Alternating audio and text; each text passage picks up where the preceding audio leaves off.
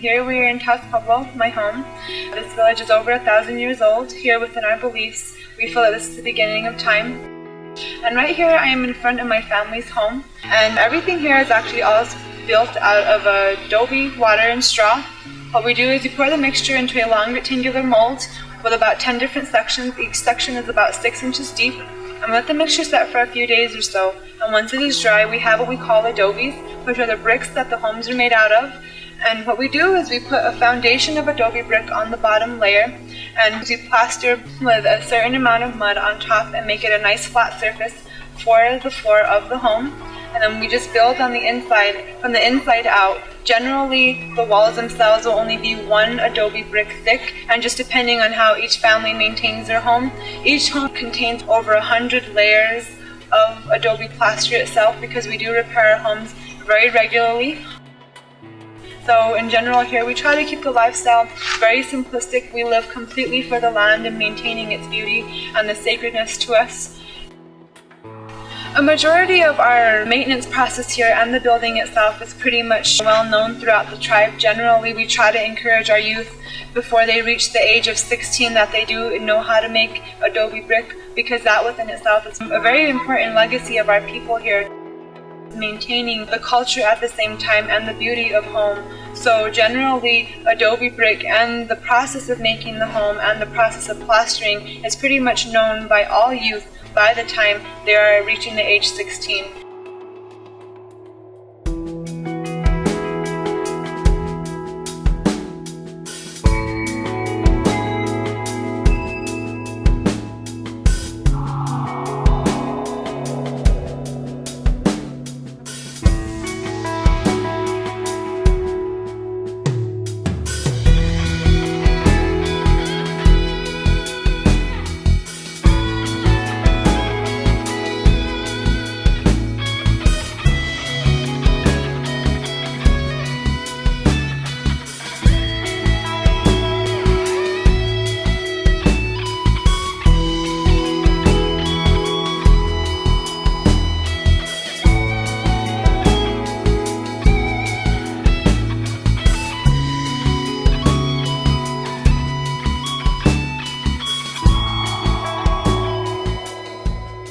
Permaculture is the way that we become indigenous to a place, the way that we really attune ourselves to what grows there, what lives there, how all the systems of nature work there.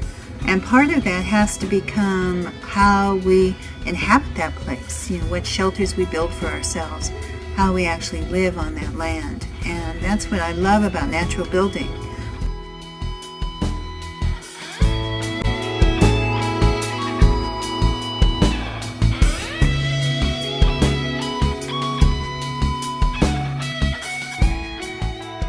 All of our ancestors knew how to do this, and all of them built with mud and with indigenous materials, and all of them knew how to create beautiful things, or at least somewhere in everyone's ancestry, somebody knew. And to just call those ancestors in and ask them to help guide our hands.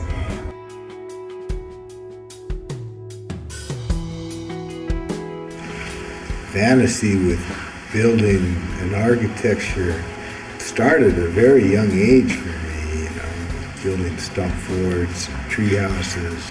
I was forever in my youth involved with scrounging materials and building. Tree houses pretty much were my main theme in my youth. In high school, I really got into an architectural program. I spent a great deal of my high school time drawing really wild and creative, curvy buildings. But I found a really creative builder that I was really impressed with his work. And visited him, looking at him, and I showed him some drawings that I've been doing. And he says, you better go buy a hammer, because nobody's going to build this stuff for you. So I took his advice, I bought a hammer, quit college, and I started to build.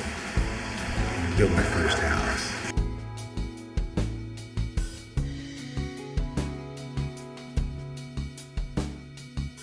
Once I found college, this is what I've been looking for all my life. Low-cost, inexpensive, sculptable material that you can build with. And cobbles, everything in that regard.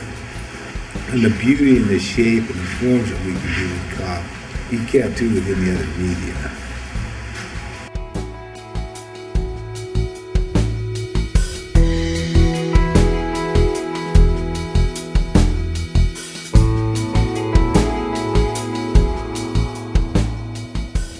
It was a great process of determining what I would be doing in the space, what my needs were, what the needs were if other people were here.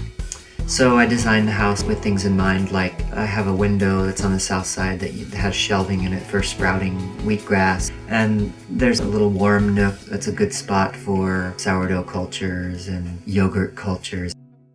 It's those kind of qualities that really excite me about living in a cob house. It's like a little ship, it's like a little dance that you do in the space, and the more in tune you are with it, the more efficient it gets. Actually, this house was really a fun experiment in planning in all the little exciting things that I could, like the compost chute going through the wall, the PVC pipe goes through, and then it connects to a hood that affixes to the tube and then to a bucket, so it's a closed system. The little altar nook over there, it has a mirror in the back of the niche, and the mirror is actually angled forward so that then when you have a light, a lamp in that nook, it casts the light down onto the table that's sitting in front. So those little things are really exciting.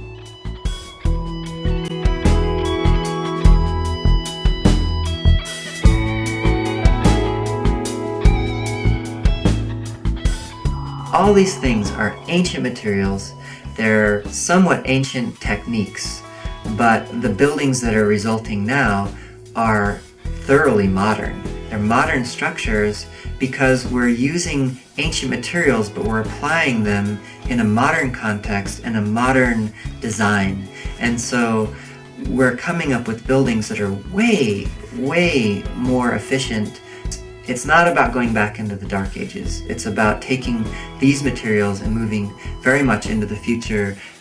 What I think this whole natural building movement is about is building small, building economically, so that then you have the time. You don't have a 30-year mortgage that way. Yes, it took time to build it, but ultimately not having that debt is going to give you more free time to do what you want. And I would much rather be at home puttering around fixing my stair or like the little board that springs loose than in some veal fattening pen at a computer for somebody working for somebody else. Why? What's the point? It's a really great trade-off. I love that. I love that idea.